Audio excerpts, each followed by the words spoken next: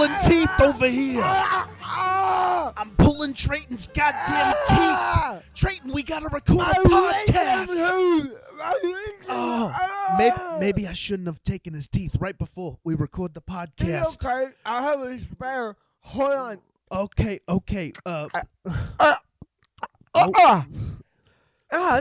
That's better. Ew.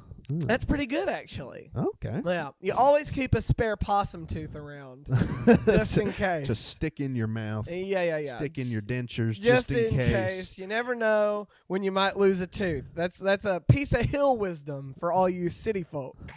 Piece of hill wisdom. For all you city folk. It's something I picked up back at the holler. That's right. You gotta have your possum tooth laying around just in case you lose one. That's nice. I used to carry a shark tooth necklace. I used to be like one of those kids. Oh yeah, shark tooth necklace. Tooth necklace kid. Yeah. Like I said, I went through a lot of phases when I was younger.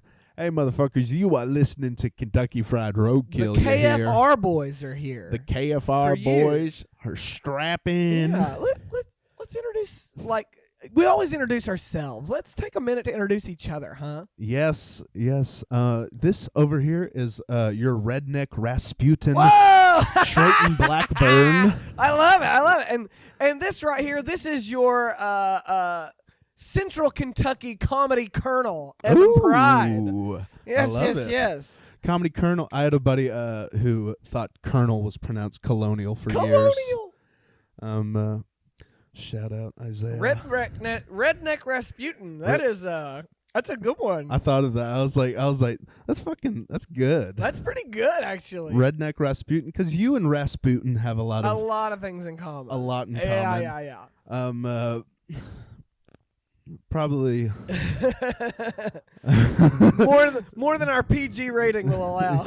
Yeah. Well. Oh, hello. Oh, hello. Are we in Space Jam? Uh-oh. Uh-oh. A little feedback on the mic. Hello? There's a Space Jam 2 now. There is a Space Jam 2 now. I really want to see it. We'll have to watch it and talk about it for next episode. Because I tried to watch it. I watched the first fucking 5 minutes of it. And the first scene with LeBron was so shitty. Oh, yeah? It was... LeBron's acting is so... just cardboard and hard to watch. Oh, that's sad. And it literally, because I don't get it, because he was in the movie Trainwreck with Amy Schumer. Yeah. Back in the day, and he wasn't terrible. He was like kind of funny in it. Though I bet it is hard to act across from like completely computer generated characters or animated characters. Oh, for sure. Yeah. I bet that's hard. But this was not a computer. This was the first scene is just him on a basketball court with his sons. Yikes! And it is so terrible. And there's also like a million cuts in it, so it just looks like the movie was surgically put together like Frankenstein to like this. We did it. Boy, it took hours. We resurrected the movie. It took hours on the editing bay floor, but we got fucking LeBron to come out with saying the lines right. I've been batting pretty well on new media to watch here recently. I watched the original HBO Max animated series Harley Quinn. Ooh. Which was exceptional. So very funny. Oh shit. Kaylee Kuko plays Harley Quinn. Kaylee, the chick from Big Bang Theory. Yes. I enjoy her. She is Harley Quinn, and she is fantastic. She's good in it? She is. She's very good. She was in that show,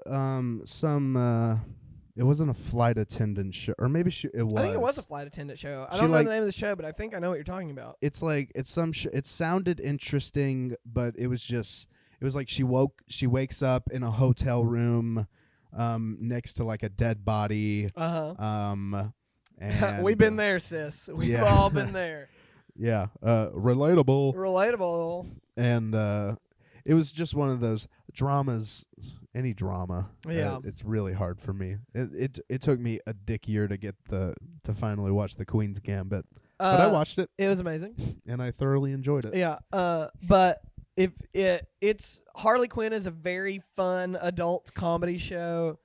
I still haven't watched Birds of Prey. Oh my god, it's so good, Evan. Birds of Prey is so goddamn good. Yeah, I guess I don't. Oh, dude, Suicide Squad 2 is out now. The Suicide Squad. James Gunn's The Suicide Squad. It actually, my buddy watched it. He said it was pretty good. I mean, James Gunn can fucking he can't miss. He's fucking. I think I've talked about it on this show before. The movie Super is so good. Yeah, it's like a darker, more fucked up Kick-Ass. It's like an independent movie, Kick-Ass. Yeah. It's Rainn Wilson and. Oh, I've seen it. It's fucking rad. Yeah, he just decides he's a superhero one day and picks up a hammers, wrench. It's a wrench. Yeah. I think now Elliot Smith or Page. Yeah, Elliot Page was in it. Here's the thing. My buddy is a huge DC fan, and he watched The Suicide Squad on HBO Max at home. King Shark. King Shark is in it. Is it. Honestly going to be the reason I watch it. King Shark is in Harley Quinn. Is he? In the Harley Quinn show, yes. And he is Tara's favorite character in the Harley Quinn show. Really? Tara loves King Shark. Dude, I love King Shark too. Fucking give me a shark wearing pants that with an attitude. Yeah. With an attitude like Raphael from the Ninja Turtles. My buddy was talking to me about the Suicide Squad, and he said it's gory, it's funny, and it's eat up with heart, and it's sad. He's like, it's everything a Suicide Squad movie should be. Sweet. Yeah. That's what I heard too. I heard it was funny and that it was gory. And I was like, sweet, sounds like a Deadpool movie. Yeah. I've heard it was sad though too. I've heard it's very sad. I'm okay with sad. I am too. The first Suicide Squad was so terrible, and it's because they missed the mark on all those things. Well, I mean, they made it a fucking Hot Topic ad is what that movie was. They tried to. It had no heart. It wasn't sad. I do everything for my daughter. Yeah. I do it for my daughter. Like here's the thing about the Suicide Squad. You have to know at any moment any one of them could die. You have to. If you cannot, like, if you're not at the edge of your seat during a Suicide Squad comic book or movie, they fucked up the Suicide Squad. Like, at any moment these characters can die. That's the whole gimmick. Yeah, that's the thing. The first one, you were like, okay, I get the thing. Every 20 minutes, a character's gonna die. Yeah, and you can point at who's going to die. Yeah. Like, the whole movie, I'm like, Harley's fine, Deadshot's fine, Captain Boomerang is fine, Killer Croc is fine. They're not gonna die. Yeah, the first guy, also the Suicide Squad, the first one, they killed off like 5 people right out the gate, and then the nobody. Rest, and then the rest of the movie, it was just the rest of the movie. And Jared Leto's Joker, Awful. I could leave Awful. on the table. There's gonna be, aren't they making Batman again? They're making Robert Pattinson, right? The Batman. Batman. Yep. They're gonna run out of Batman names. The Batman, starring Robert Pattinson. Paul Dano is playing the Riddler, who is the villain of the movie. So we haven't had like a modern Riddler. We have not had a modern Riddler. What's the last Riddler we had? Jim Carrey? Jim Carrey was the last Riddler. Wow, that's a while ago. And before him, Frank Gorshin was the Riddler. Is that like old school? Like, yeah, that's 60s Riddler, baby. Wow. One time, this is absolutely true. So a Riddler and the Penguin. Yeah, the Penguin is in it. Colin Farrell is playing the Penguin. I like Colin Farrell, I think, if that's who I think it is. Isn't he the guy? He has hair. Yep, that's him. You know what I'm talking about. Yeah, 100%. He's got hair. It's like kind of like gray. He's got like black salt and pepper. Salt and pepper, kind of like spiky. Yeah. Like, wavy big hair. dark eyebrows, big brown eyes. Yeah. Big dreamy eyes. Big dreamy brown eyes. He is the Penguin. Just fall right in. Fucking Danny DeVito was our last Penguin we had. Which honestly is probably an exceptional cast. The perfect casting for the Penguin. Here's my feeling about Batman since Christopher Nolan. Okay. I want Batman to be fun again. Yeah. I'm ready for Batman to be fun again. Oh, because it's been dark. And It's been so goddamn dark and depressing for so long. Yeah, because it was very cartoony for years. Yeah, but even like 60s through the 80s. But even like Tim Burton's Batman 89 and Batman Forever, which had, or not Batman Forever, but Batman Returns, which had Michelle Pfeiffer's Catwoman and Danny DeVito's Penguin. Even those movies, like, they were dark, but they were still eat up with fun. Like Jack Nicholson's Joker, so goddamn fun. Yeah, but what also a fun villain. Also so goddamn dark. Yeah. Fucking probably one of the best Jokers. I would agree. I would tend to agree. It's really hard, and especially with the age we are. It's really hard to beat Heath Ledger as Joker. But when they're recently Joaquin Phoenix. But he's not a cartoon comic book Joker. Here's what I say about Heath Ledger's Joker. Was his performance amazing? Yes. Was he the highlight of the movie? Yes. Yes. Every but second. He just wasn't the Joker. He's just not the Joker. He's not the Joker in the comic book sense, No. where he's like, yeah, nice try, Batman. Yeah. Yeah. The Joker, like, the Joker has to be dark and evil and funny at the same time. He has to be both. If he has to be the most evil thing that's ever walked the planet, and goddamn hilarious while he does it. His Joker was all about anarchy. Yeah. And the other Jokers seem to be like controlled chaos. Almost a little more controlled chaos. In the comics, the way that I guess anarchy is like controlled chaos or uncontrolled chaos. The thing about the Joker in the comics, like, everybody's got a different take on Joker. Like, everybody who writes Batman puts their 2 cents in, like, what makes the Joker interesting. And I subscribe to the school of thought that the Joker only cares about one thing, and it's Batman. Yeah. The Joker wants to impress Batman. The Joker all he cares about is his relationship with Batman. With the Bat. With the Bat, yeah. And like one of the no, I don't mean to cut you off. No, you're Continue. good. One of the best Joker stories ever written is called The Death of the Family. Not Death in the Family, which is another Joker story, but Death of the Family. And essentially is that the one where Robin becomes like a little Joker too? No, it's a cartoon. That's Batman Beyond, Return of the Joker, which is a great movie. No. There's a cartoon movie that's really, really dark. It's Batman Beyond, Return of the Joker. He kidnaps Robin, electroshock therapy, turns him into a little Joker. That's Batman Beyond? Yeah, that is Batman Beyond, Return of the Joker. Okay. I used to watch Batman Beyond the show. I don't remember that Batman Beyond being in that, because Batman Beyond, like, is when Bruce Wayne gets all old and stuff. Yeah. And like it's a flashback in the opening sequence. Oh, okay. Yeah. Okay. But I enjoyed Batman Beyond. It's a great show. Yeah. All those fucking shows were great. Anyways, continue. But in Death of the Family, the Joker kidnaps all the Robins and like Batgirl and like the Bat family, the extended Bat family, and holds them hostage.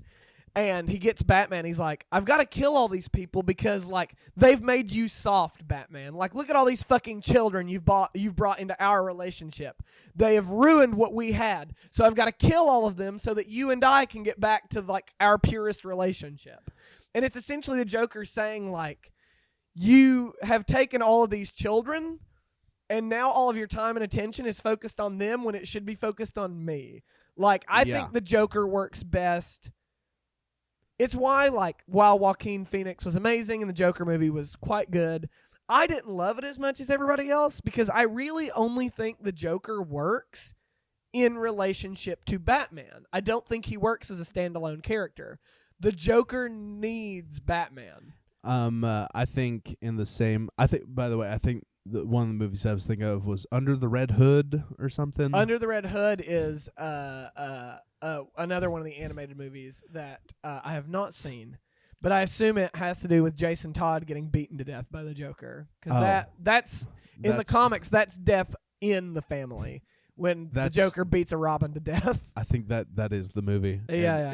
Because I remember watching it when I was a kid, and I was like, this movie's dark as fuck. Yeah. And it's a cartoon, and I was like, cartoons are always happy, right? No. I was going to say this. I think one of the best Jokers is Mark Hamill. Mark Hamill is the best Joker, in my opinion. Because not only on the show, he also does the voice in the Arkham games. The Arkham games, which I haven't fully played. They're amazing. I've played a good amount of the first one. But the whole thing about that is the relationship between the Batman and the Joker. Yeah. And the Joker's just, the whole game is just him setting up like scenarios for Batman to walk into. Yeah. And shit. Well, right? and by the same token, Kevin Conroy, who was the voice of Batman for those games and for Batman the Animated Series, is the best Batman. Like, Kevin Conroy and Mark Hamill are the best Batman and Joker, in my opinion. It's just like the best, because I always thought the dialogue, in those games was pretty weak. I don't know. Like, one of my favorite Batman scenes ever is the Scarecrow fight in, I can't remember if it's Arkham 1 or Arkham 2. I do remember the Scarecrow fight. But fuck, God, Scarecrow is scary.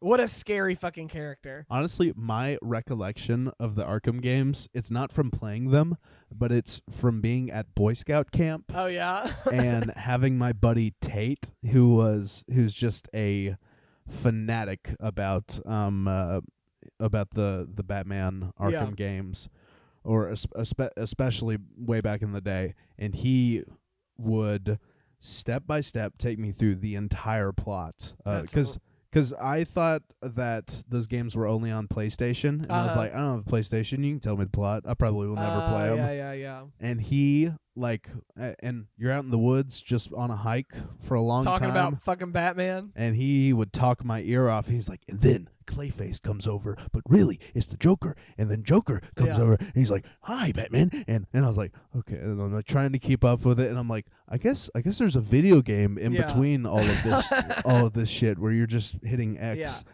That's one of the shitty things I've heard about that game is it's a super simple fighting game where you just button smash and you win the game pretty much. Pretty much. But I will say the puzzles are fun though. I will say that the combat system, though, like, it's pretty easy to master, it feels very gratifying. Like, every punch feels good in those games. Yeah. It's very weighted. Yeah. And like, did you ever play? Oh, sorry. Like, you hit somebody and it like goes slow motion. And you like watch them drop, and you're like, "Fuck yeah!" I always loved that when any video game would have the where you punch someone and time slows down, and you could see like the fist and the skull on the inside, and it moves there. Did you ever play Stranglehold? I've never played Stranglehold. Is John Woo's Stranglehold such a good game, dude? Oh yeah. Holy fuck! And you always had the ability to jump and slow down time. Oh, that's cool. And from the start of the game, you have two pistols, and so you can just always jump and be going through the air, and just pretty much you have a slow down button. So and obviously it like recharges and stuff, but it's such a fucking fun game. Let me ask you this question now. Let me ask you this question. We haven't done one of these in a while. You get a phone call, right? Yes. It's Warner Brothers. Hello, Warner Brothers. They're looking for a screenwriter for the next Batman movie. Yes. They want to know what villain you want to write, not who's your favorite Batman villain. Okay. What villain you would want to write and what story you would want to tell with Batman. Okay. Ready, set, go. What villain I would want to write. For a Batman movie. Okay. So I'm writing like the villain's like dialogue and shit. You're writing the whole script. Like, you're writing a Batman movie. Okay, I'm writing a Batman movie. And okay, so I'm gonna have fun with it. So and you can have any actor you want to portray said villain. But Robert Pattinson is gonna be Batman. Okay. Yeah. I bet he's gonna be a good Batman. I do too. By I the think way, he's gonna be good. I never saw a minute of any of the Twilight movies, so I've seen so much of the Twilight movies. Okay, well, I apologize for that. You should. It's not great. So to me, that's not like a stain on his career, because I enjoyed him as Cedric in Harry Potter. Harry Potter. Yeah. What's he been in? He was in The Lighthouse, right? Yep, he was in The Lighthouse, which is an amazing movie. He was in The Devil All the Time, which was an amazing movie. He also just seems like kind of a chill, cool dude. Yeah, he's a very talented actor. I would go with. Well, I'm trying to remember Batman villains. So there's. Let's just rattle them off. So I wouldn't do Joker. He's been done too many times. I wouldn't do Two-Face is boring. Yeah. Riddler. Catwoman. The Penguin. There's the Penguin. Mr. Freeze. Mr. Freeze is fun. Poison Ivy. There's Clayface. Who else is Killer there? Killer Croc. Solomon Grundy. Mad Hatter. I would probably do Killer Croc. Ooh, interesting. No, Killer Croc. I don't know. I would do Killer Croc and King Shark is technically a Batman villain. Really? Yep, technically. I would do Thug number 5. Actually, I would. That's what I would do. You would just do like a mob story? I would follow. It would be a Batman villain. Here's what we'd do. It'd be the Penguin. I'd choose the Penguin. And the main bad guy that I would follow would be one of the Penguin's henchmen. And because when I watch a superhero movie, I always just one of the henchmen that like Batman knocks out. I always wonder what that guy's life is like. Oh yeah. Yeah, because I think about that shit way too much. Like, you cannot watch like Saving Private Ryan with me. Oh yeah. I'm like, oh, these guys had families and yeah, and they're going like, mama, and I'm just in tears. So you want to do? I'm way too empathetic. So I would do like a Batman henchman, and it would just be and occasionally you would see the Penguin, and he comes in, and Batman would be the main villain. Oh, that's cool. I don't know. That's pretty interesting. That's off the top of my head. That's pretty fun, actually. But I always was interested about just the henchman, just the life of a henchman, and the movie would be called Hench.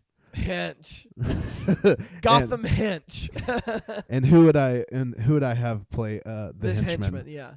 Chris Stefano. Who is that? He's a comedian. I don't know. This is the first person I could think of. He's like a Brooklyn guy. And it would be a comedy, I imagine. Yeah, it'd be a comedy. It'd be I would have James Gunn direct it.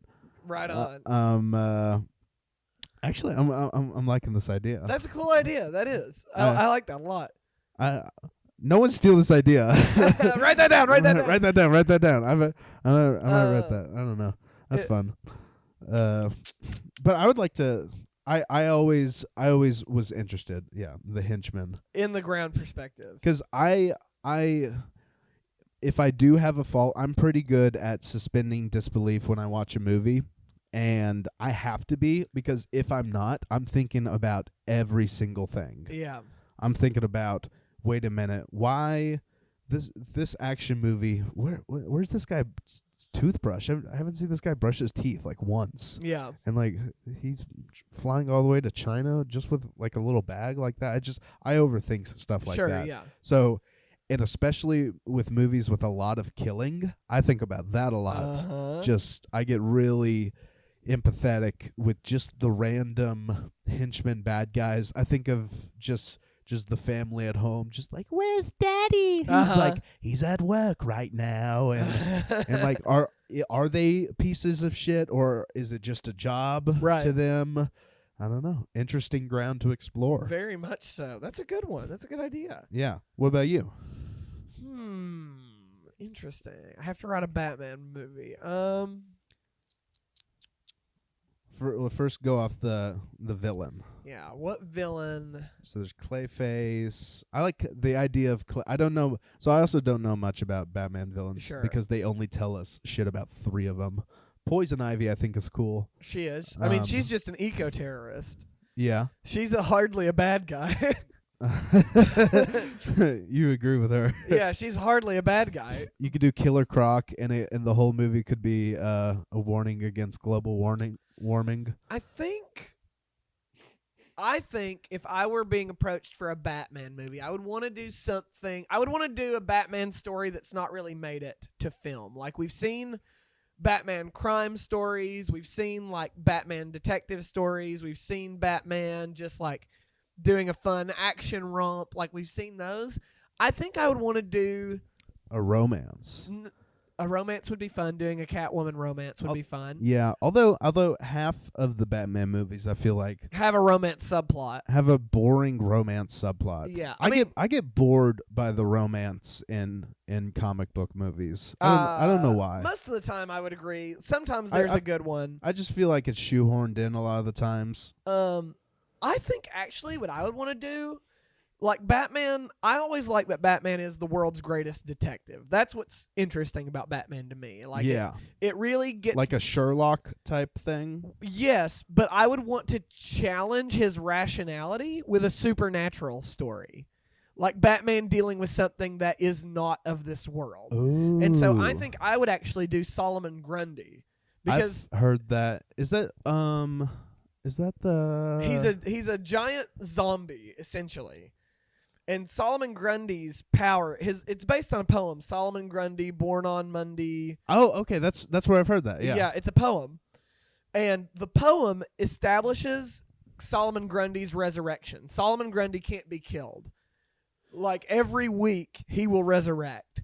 And I just think it would be really cool to see Batman trying to solve like a string of murders around Solomon Grundy and not being able to figure out how it's happening. Like a Seven type movie? Yes. That'd be cool. And like have to see someone so based in reality and logic and deduction question, like, maybe I don't know everything about how the world works. Like, maybe this isn't something that can be explained scientifically.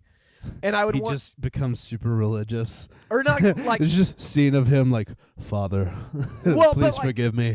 Or like I thought I knew all, but I don't. I would want to rope in like Zatanna, who's a member of the Justice League. She's essentially a witch. And like, because one of the things that like I find tiresome is the hubris of people who like think they know everything. And I would like to put Batman in a position where he is not the smartest person in the room. Like, I would like Zatanna to show up and Batman to be like, what the fuck is going on? She's like, magic is real. Duh. So, that's funny. Magic is real, you idiot. Of course. Keep up. Keep up. Magic's real.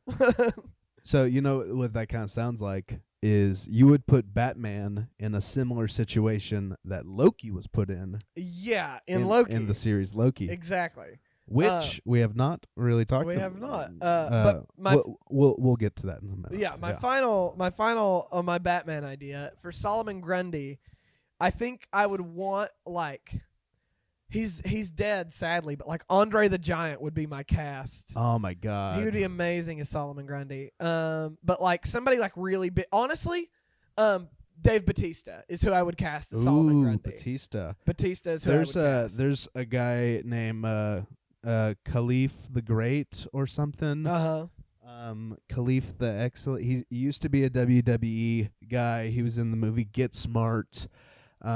What's his name? It's something like that. It's the Great Khalid. The Great Khalid? Yeah, the Great Khalid. He's this big lumbering dude. The Great Khali is his name. Khali, yeah. Ooh, he's a big old boy. Big old boy. You probably recognize him. I don't. Really? He was in a good amount of things in the like late 2000s. Oh, he's kind of got a cool face shape for Solomon Grundy too. He's got an interesting bone structure. Yeah. Actually, if this guy can act, this might be the cast. He was I don't know if he was the best, very quiet. I mean, but if you were going to cast Andre the Giant, I mean, he could probably hold a candle to that. I mean, Andre the Giant wasn't necessarily, he wasn't fucking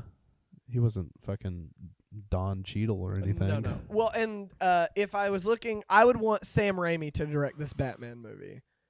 I would want somebody with some real, or like Sam Raimi. What movie is Sam Raimi making right now? Doctor Strange and the Multiverse of Madness. Oh, dude, that's gonna be so That's good. gonna be so fucking good. That's gonna be so good.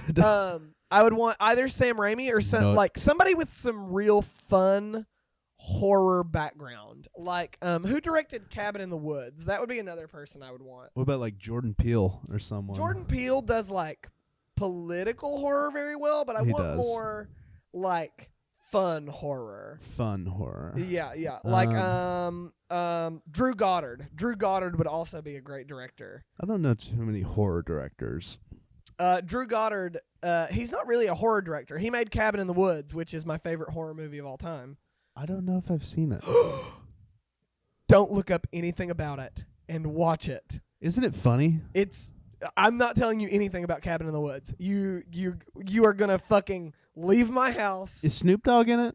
I'm not telling you anything about Cabin in the Woods. You're gonna leave my house. You're not gonna look up anything about it, and you're gonna watch Cabin in the Woods. I think I know some about it. I get that mixed up with The Woman in Black, which I know are nothing alike. No. Because I did a whole sound The Woman in Black's based off a play. It is. Did you know? Yes. Yeah, I know. I did a whole sound, my sound project. Wow. Off of it. Yeah. But yes, you shout out college. You need to watch Cabin in the Woods if you haven't seen it. I've heard it's very good. It's the best horror movie ever made. Really? Yes, without question. What is my favorite horror amazing. movie? Probably the best horror movie. I can't think of any horror movies right now. I can only think of really recent ones. There have been some good recent horror movies. Us, Midsommar, Hereditary, It, Quiet Place 1 and 2. I haven't seen Quiet Place 2. Very good. But I've the lady in front of me on the plane was watching The Thing, so I feel like I watched half of it. And half that movie's silent anyways, so I feel like I already I've seen watched a lot of it, yeah. Yeah, I need to check that out still. But there's still so many movies I have on my bucket list. Same here. Don't you feel that way? Like sometimes I'm in the mood to watch a movie, but then I feel like there's a million other movies that I should be watching, and like I haven't seen Home and Pixar. I've also never seen Home. Like and there's no reason I should watch Home, but I probably will watch it eventually. I heard it was fun. Yeah.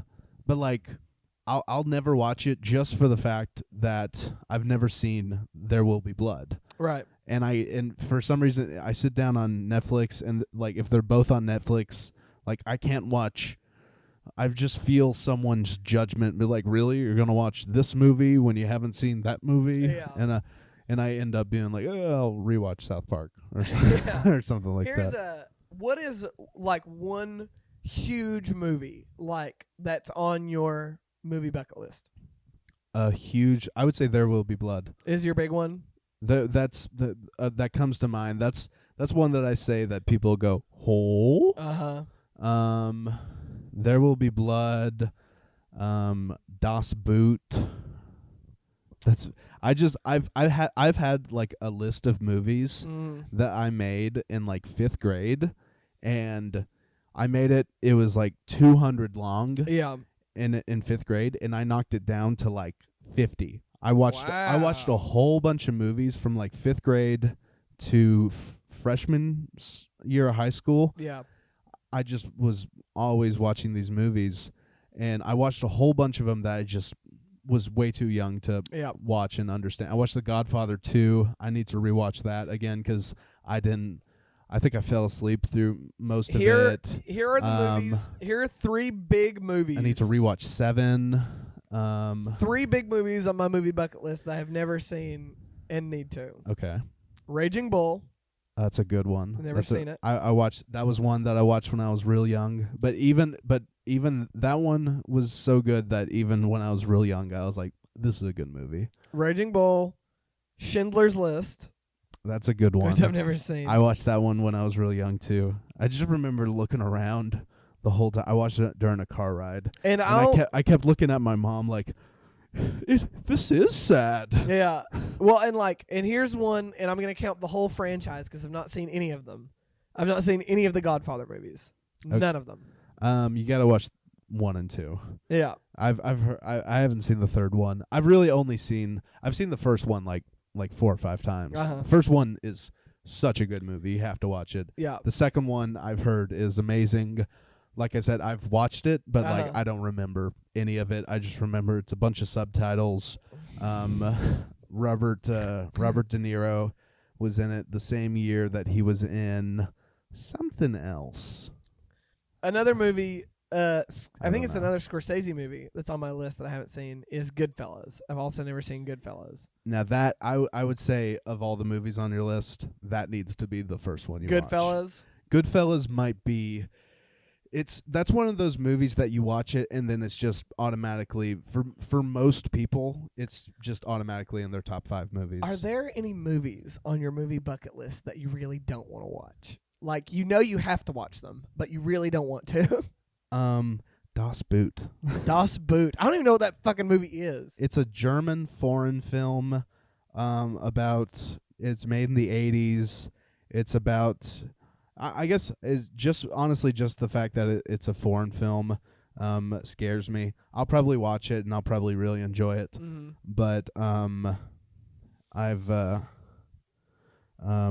it's just it's like a German U-boat that's like taking on water the entire time. Yeah. There's Lolita. Oh God, I don't want to watch Lolita either. Eyes Wide Shut. There's a bunch of Kubrick movies. You don't really want to watch? No, I want to watch all the Kubrick movies. Well, that wasn't the question, Evan. But I don't really want to watch all the Kubrick movies because I really enjoy Kubrick. But the thing is, like, I don't know. Sometimes you're not always in the mood to watch a cinematic masterpiece.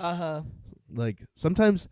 I don't know. Sometimes I would much rather watch Tom and Jerry than 2001: A Space Odyssey. Preaching to the choir here, brother. And I love 2001: A Space Odyssey. I don't. It's a good movie.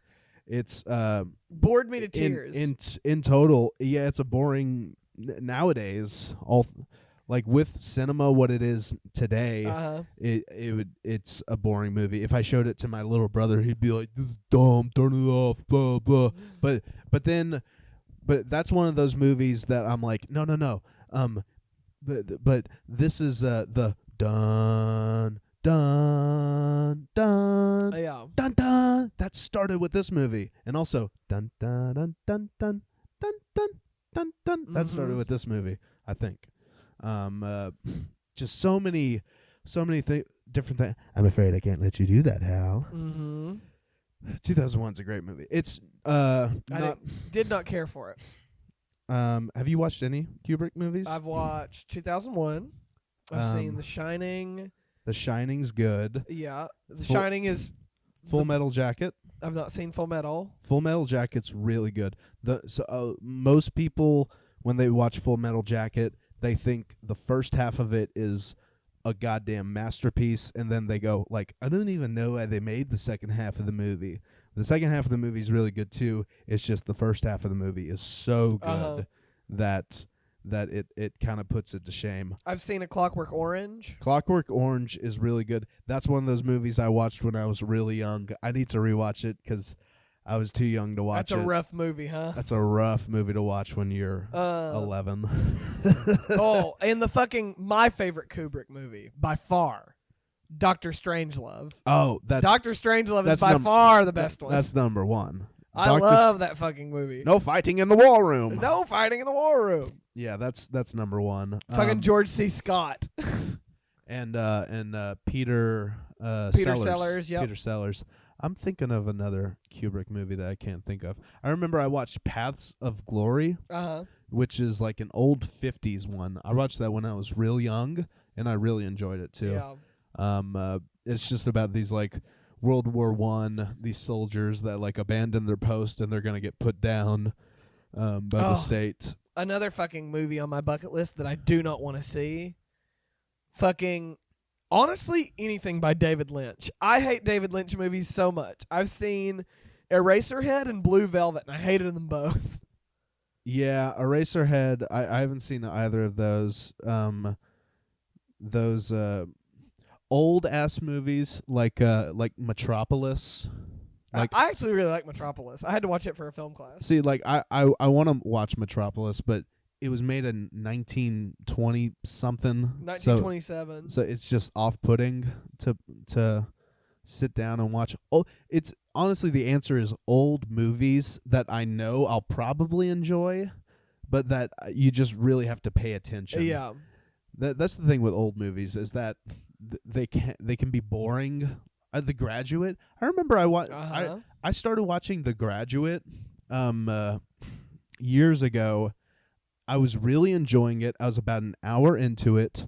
I just walked away to take a shit, and I just never came back and finished it. Oh yeah. So I have 40 minutes of The Graduate left that I never finished, and at this point I just need to restart the movie because I don't remember anything about it other than the old ass woman in it who is seducing the Graduate who is in her mid-30s. It's hilarious. Have you ever seen Harold and Maude? No. Harold and Maude is a great movie. Maude. That's such a great old lady name. Yeah, it's about this Maude. It's about this young kid who not young kid, he's in his 20s. But he he's obsessed with death. He creates all these theatrical fake suicide attempts that he puts himself through, and he goes to funerals. And when he goes to one of these funerals, he runs into this old lady named Maud, and she's a Holocaust survivor. And it's essentially this kid who is obsessed with death, who is young, and this old woman who is obsessed with life falling in love with each other. It's a romance between a 70-year-old woman and a 20-year-old man. It's a beautiful story. Oh, that reminds me. I need to watch Call Me by Your Name. Uh-huh. Or do I? I don't know. Actually, I've not seen it. that's one that everybody says is really good. That I'm okay, that I'm indifferent about. I'm do I want to watch a 15-year-old get wooed by a 40-year-old dude, in France over in Italy or whatever? What's another? And then they're there's a bunch of them. They're your movies that you just want to watch over and over again. Yeah. Why would I sit down and watch fucking Lolita, which I really don't want to watch, when I could just turn on Who Framed Roger Rabbit and watch it for the 100th time? Yeah. And know that I'm going to thoroughly enjoy it. Lolita, I also the plot of Lolita, it's a young woman. A young woman, nothing, a child, a little girl. Who's hypersexualized by an old man. Yeah. It's literally the only thing I find appealing about that movie is that Kubrick made it. Yeah. And so I feel like I should watch it. But nothing about that plot How come interests Kubrick me. always was fucking making gross, weird-ass shit? Kubrick, because he was a gross, weird-ass old man. You'd see him in fucking interviews. He'd be like, I read this book that nobody else has read, and it's about a homeless vagrant who fucks dogs, and it's gonna win an Oscar when I make the movie. Yeah, Kubrick was a weird, old, fucked up dude, which is why his movie, he was a known abusive filmmaker. Yeah. He would make a bad dude by all counts. Yeah, he made what's the fun fact everybody says? He just straight up abused Shelley Duvall. Yeah, poor Shelley Duvall. During the filming of Shelley Duvall, does she look horrified in The Shining? That's because she goddamn was. She goddamn was. That one scene where Jack Nicholson is coming after her with the baseball bat. He's like, "Come on, what's his wife's name? Come on, Brittany or whatever." Fucking Brittany. Come on, Brittany. No, fucking fuck, come on. Lois. Jack and something Torrance. What's her fucking name? Danny, Jack, and I'm gonna look it up real quick. Fuck. Just to prevent dead air.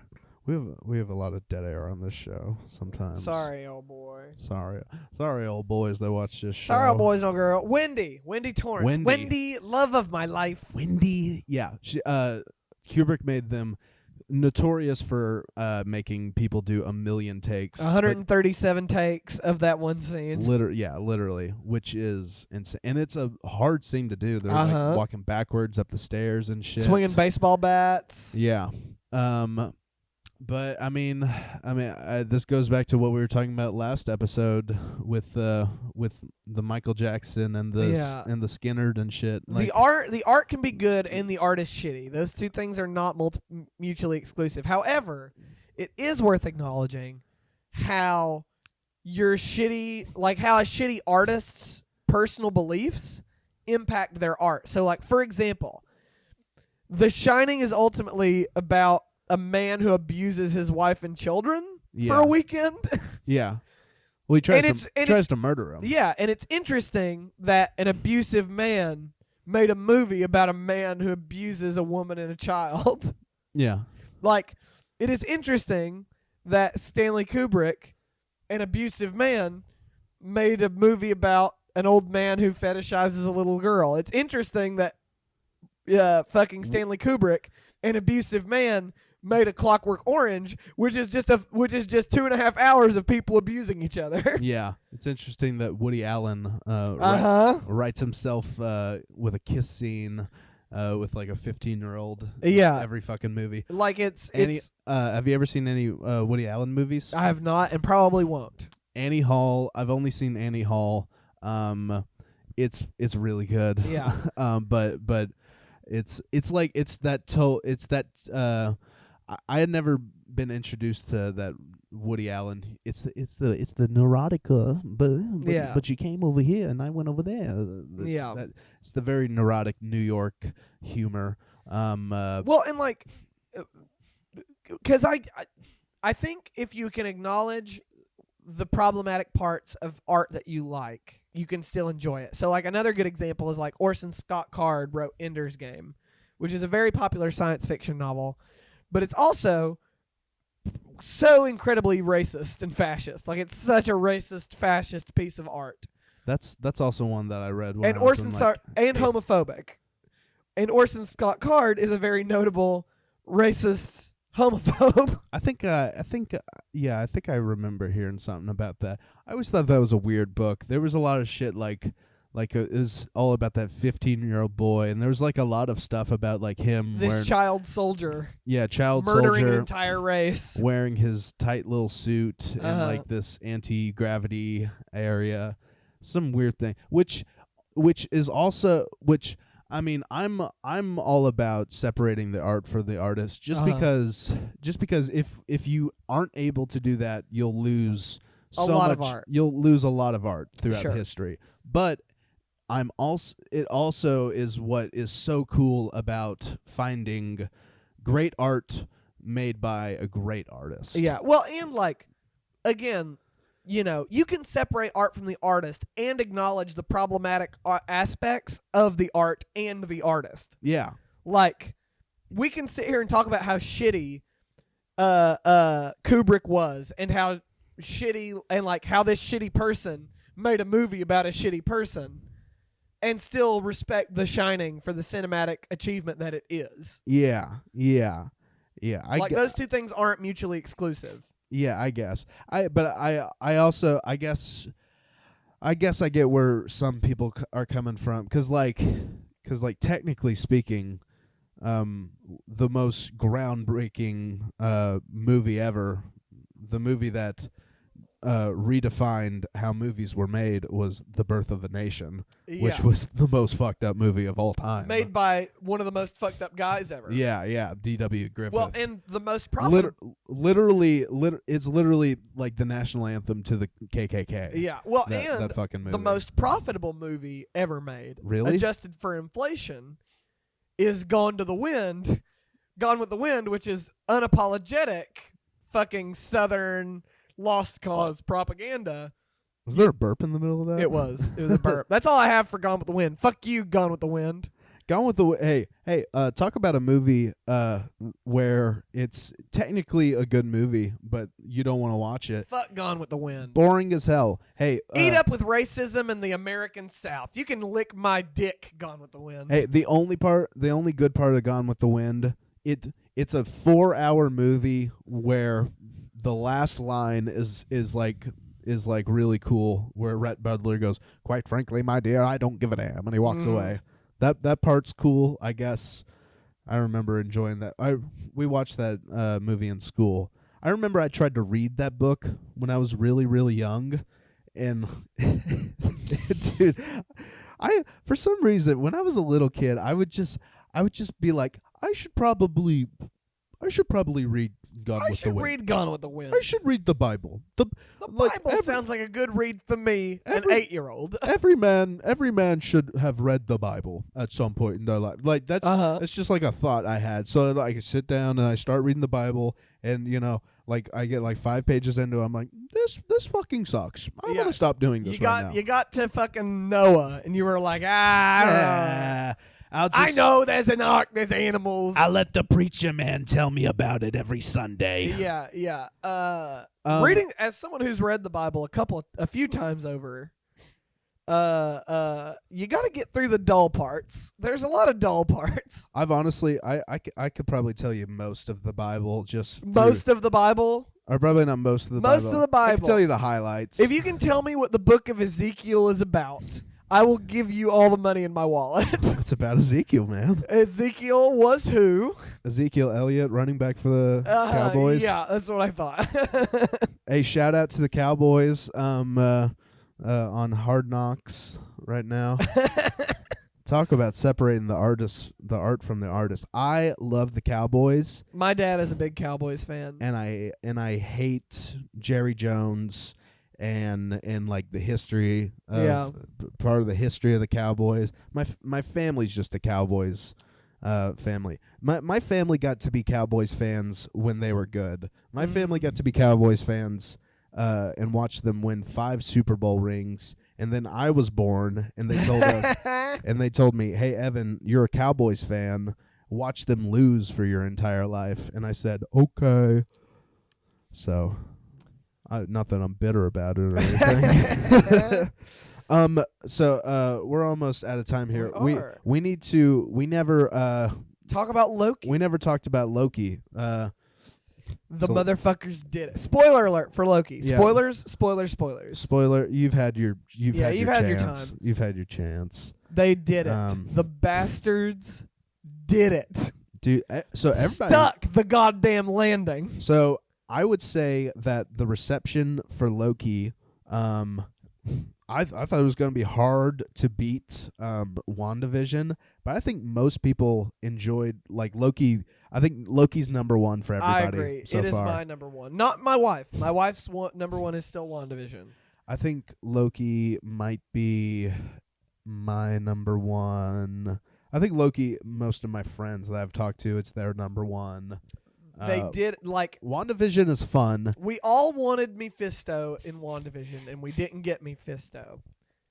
Can I have a tissue? Of course. Yeah, my sweet angel.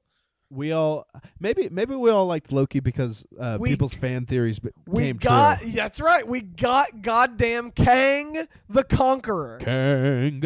And may I say, the actor Jonathan Majors, who baby. fucking is playing Kang, I am about it. The new thing. When he fucking looked at Sylvie and was like, "Grow up, Sylvie," I was like, "God damn, Kang." Yeah, dude, fucking when they introduced him, I was like, one I was like, "Hey, gay villain." That's cool. But no, for real, I'm so excited because so they show Kang at the end. Yeah. Obviously, most people don't know much about Kang.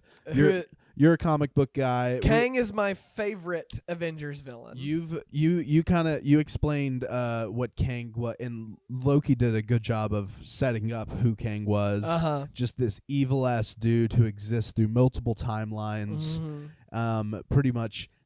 At the season finale of Loki, they come across the nicest version of Kang. In the comics, they called this version He Who Remains in Loki. But in he much more resembles a variant of Kang from the comics named Immortus. And Immortus, cool. That literally what they did in Loki is Immortus' whole thing in the comics. His job is to keep the other Kangs from taking over the timeline. I can't wait. So. You think I'm bad? Wait until you meet my variants. Oh yeah. What a fucking great line.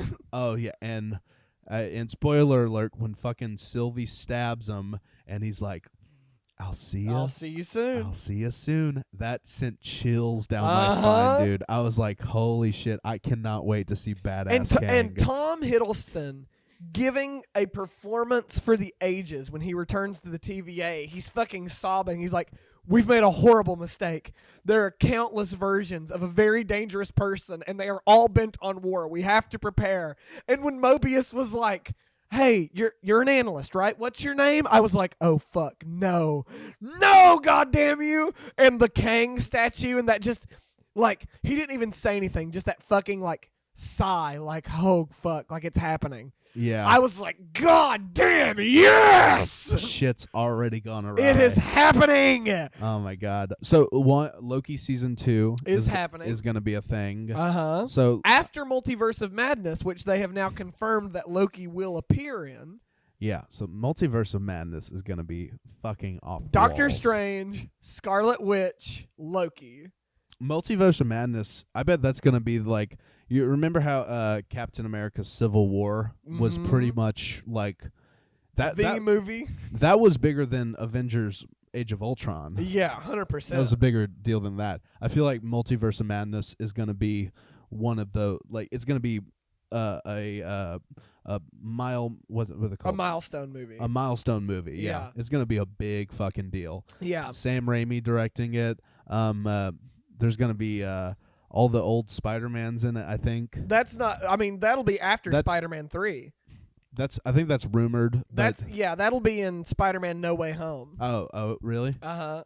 That's still not confirmed. I still haven't seen the second Spider-Man. Oh, really? With Elektra, is it? No, it's Mysterio. Mysterio? Mm-hmm. Okay. It's Jake Gyllenhaal, right? Yeah, Jake Gyllenhaal is Mysterio. I like Jake Gyllenhaal. He's very good. You should watch Spider-Man 2. It rules. So I'm trying to think other Loki things. Okay. Richard E. Grant as old Loki. I was about to say hell yeah. Old Loki is so fucking badass, dude. I love his old ass costume. Alligator Loki is also dope. Dope as shit. Dope. Kid Loki. I will say, when I first saw Alligator Loki, I was like, they're just trying to sell toys, but God damn it, I want one of those toys. I love you, man. I love you, Alligator Loki. I love you, Alligator Loki. Kid Loki I was okay with. I was like, okay, this is a character too. But old Loki was a fucking badass. One of the coolest fucking things the show did, and I don't hear enough people talking about it, is old Loki's theme when he's like building the fucking like astral Asgard. It's Ride of the Valkyries. It's dun dun dun dun dun, and I was like, yeah, yes. I was like, what a fucking cool choice to like give him an old ass piece of music. I love the smell of callbacks in the morning. Yes. Fucking Sophie DiMartino is amazing throughout the series as Sylvie. Okay, that's the. She's great. Owen Wilson is amazing as Mobius. Who was the she was in the director. Oh, the judge, Ravonna Renslayer. Okay, I was having mixed feelings about. I think her character won me at the end of it. Yeah, I agree. But I was not a big fan of her character through most of the show. I would agree with that. She, she's a boring bureaucrat, and what makes her interesting at the end of the show is she's like, I don't know why this bureaucracy exists, but I'm still going to continue to defend it. Like, that was what was interesting about her. Yeah. And what a beautiful, and fascinating piece of art. Like, what fascinates me thematically about Loki is what it says about, bureaucracies trying to stave off evils, right? Kang says it. And stave off the inevitable. Yeah, he's like, you think the TVA is evil? The TVA works. You have no idea what the fuck the universe would be like without the TVA. Yeah. Does the TVA suck? Yes. but what would it be without the TVA? And like when Sylvie and Loki are fighting, it's Loki's I don't think he's lying about this. I think he is telling the truth. The lesser of two evils type thing. And like, is that just to support the lesser of two evils? Yeah. It's I don't know, because that's like a thing. It's like pure chaos, anarchy in the universe, or order, and in the name of order, doing shitty, terrible things. Doing shitty, terrible things that certain people just really get the butt end of. Well, I mean, like, if you think about, pruning timelines as killing the people in that timeline, which is a whole, like, other complex ethical conversation, like, the TVA commits genocide after genocide they after really do. genocide to maintain the order of the sacred timeline. Yeah. And that is a whole big question mark. I'm sorry, did we ever get to see Mobius on a jet ski? No, we did not. They've got season 2. That's got to be coming. If you don't put his ass on that jet ski, we're going to have a real problem. Yeah, there's no fucking way. No. Yeah, overall, fucking Loki, badass show, dude. I love how they played with time. And we've got Marvel's new show, What If, coming out this Wednesday. It is really already? Uh-huh. Already? Jesus Christ. Yeah. Right when we start doing this podcast. Yeah. We are an MCU podcast. Never forget. It's crazy how far the Marvel universe has come. I mean, Marvel has always been this big tangled web of whatever. If you're a comic book guy, you know all this. Yes. But just being able to realize being able to a comic format on the big screen the way that they have, I didn't think was possible when I was a kid. And how palatable it is to just a normal audience.